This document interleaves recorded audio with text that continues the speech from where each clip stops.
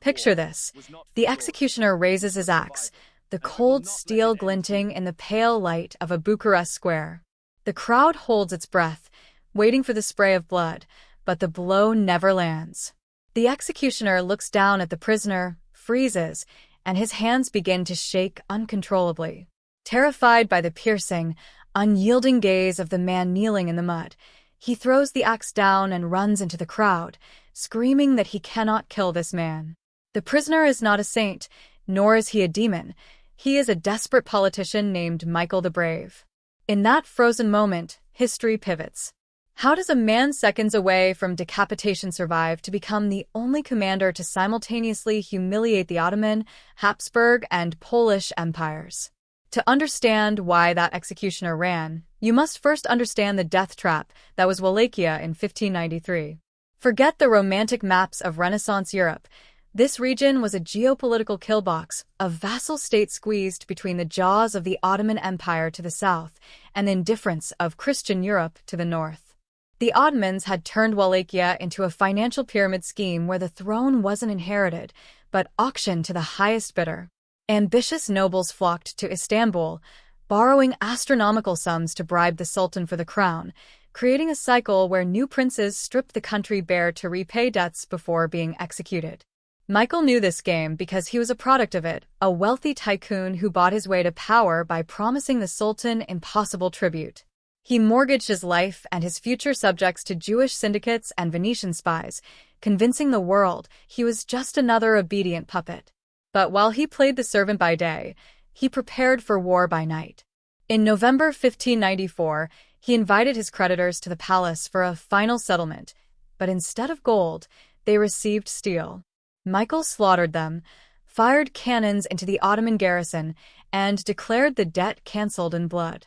This was not a mere rebellion, it was a total war on the Ottoman economic system.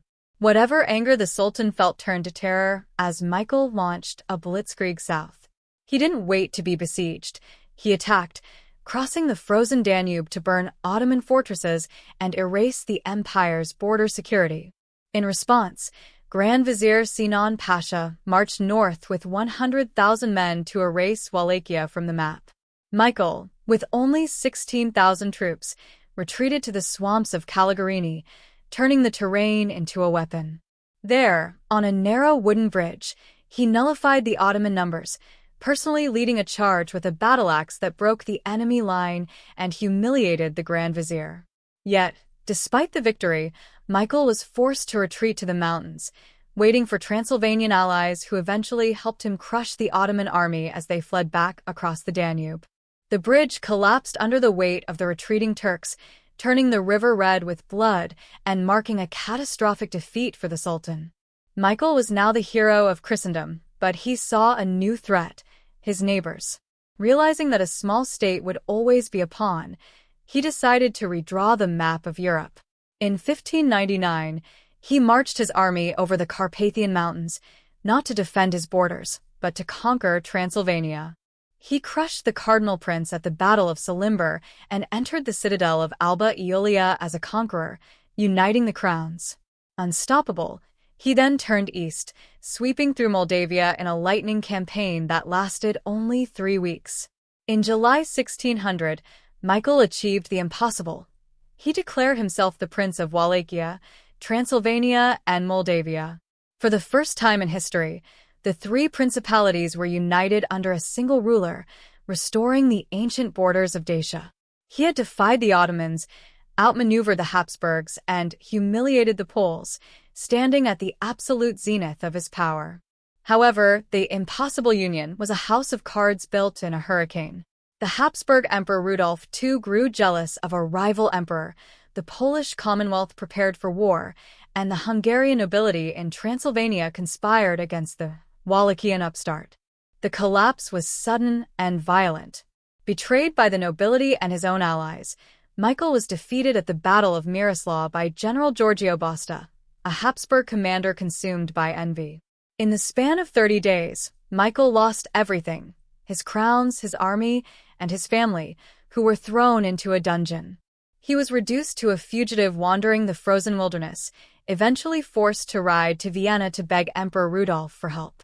It was a journey of utter humiliation, yet the emperor, facing a new rebellion in Transylvania, had no choice but to rehire Michael as a general, forcing him to serve alongside the very man who had ruined him, General Basta.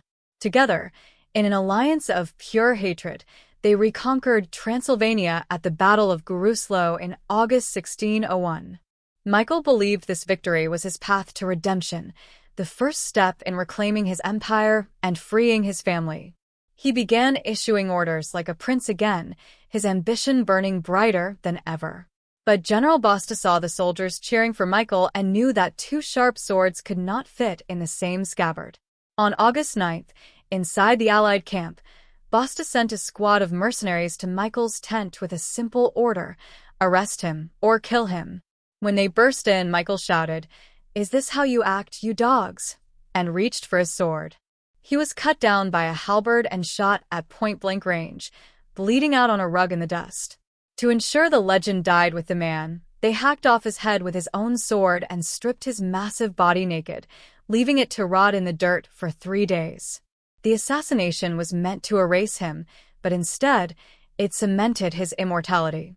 His severed head was secretly retrieved by loyal captains and brought back to the Dila Monastery in Wallachia, where it rests today under a stone that reads, "Here lies the head of Michael, the great voivode, captured by envy." Envy, not war, had killed him. For centuries, empires tried to bury his memory, but when modern Romania was formed, it was Michael's map they redrew.